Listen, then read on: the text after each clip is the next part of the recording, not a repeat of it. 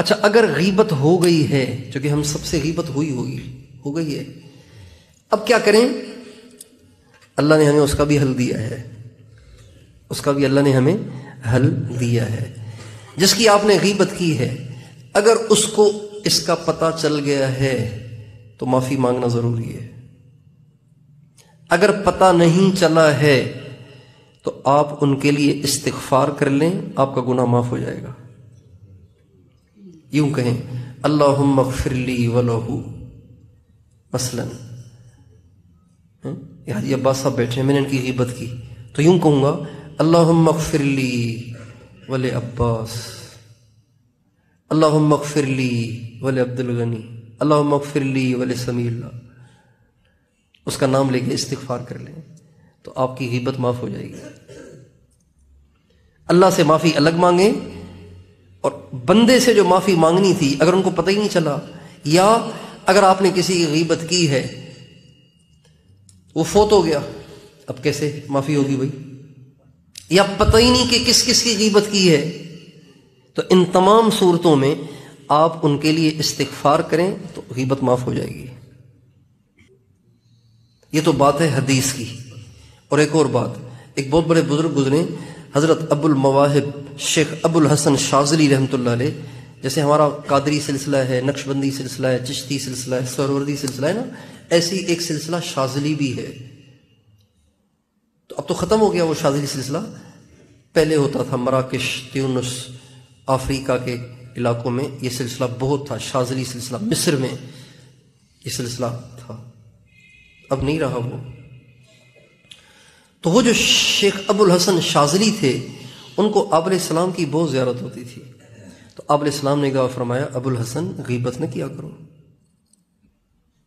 غیبت نہ کیا کرو، توبہ کرو، اور جس کی تم نے غیبت کی ہے ان کے لیے 3 کل اور سورہ فاتحہ پڑھ کر ان کو ہدیہ کر دو، اس سے تمہاری غیبت معاف ہو جائے گی۔ یہ ان کو آپ علیہ السلام نے اپنی زیارت میں فرمایا۔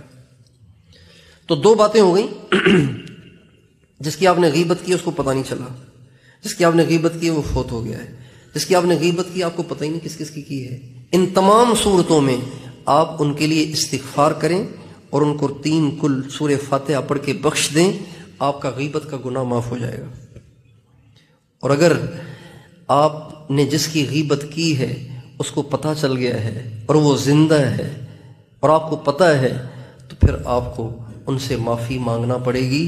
یہ نہ سوچیں اگر ان سے معافی مانگوں گا تو ان کا دل دکھے گا اور میں ان کی نظروں میں گر جاؤں گا، یہ نہ سوچیں۔